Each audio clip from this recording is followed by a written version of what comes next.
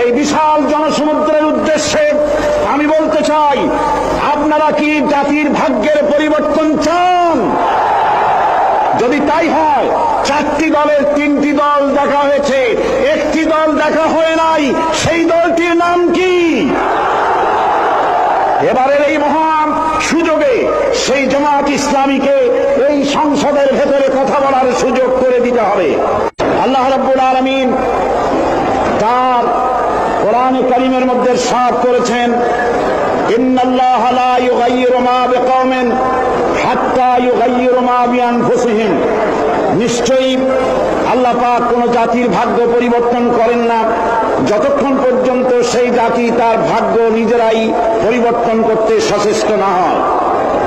ভাগ্য পরিবর্তনের জন্য প্রয়োজন দেশের প্রচলিত আইনের পরিবর্তন, আর সে আইন হতে হবে আল্লাহ রাব্বুল আলামিনের আইন।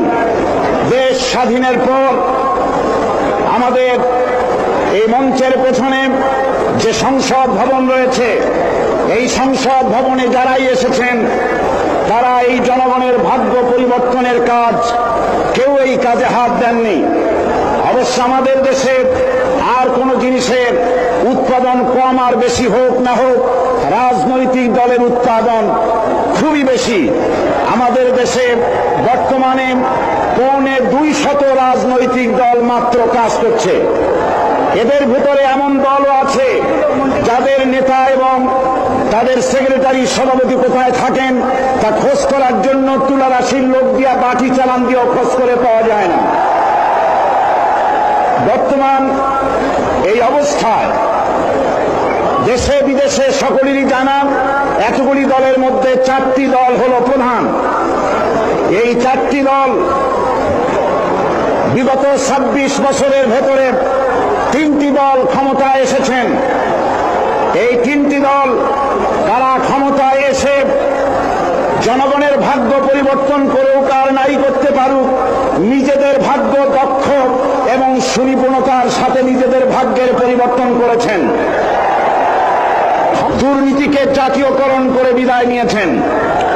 আরেকটি দল টানা 5 বছর ক্ষমতায় থেকে নাস্তিক্যবাদ, কাদিয়ানীদের দৌরত্ব, মুরতাদ, ভাদানি, ইসলাম বিরোধী এনজিও এবং বিপুল সংখ্যক খুনি, চাঁদাবাজ, মাস্তান, হাইজাকার, সন্ত্রাসী উপহার দিয়ে চরম জিল্লতির সাথে মাত্র কদিন আগে বিদায় হয়েছে।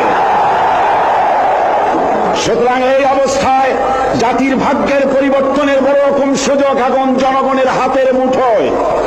এই বিশাল জনসমুদ্রের উদ্দেশ্যে আমি বলতে চাই, আপনারা কি জাতির ভাগ্যের পরিবর্তন চান? যদি তাই হয়, 4টি দলের 3টি দল দেখা হয়েছে, একটি দল দেখা হয় নাই, সেই দলটির নাম কি?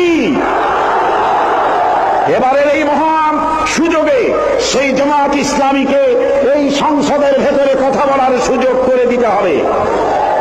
72-এর শাসনতন্ত্র পুনরুদ্ধারের মাধ্যমে জাতির কল্যাণ হবে না।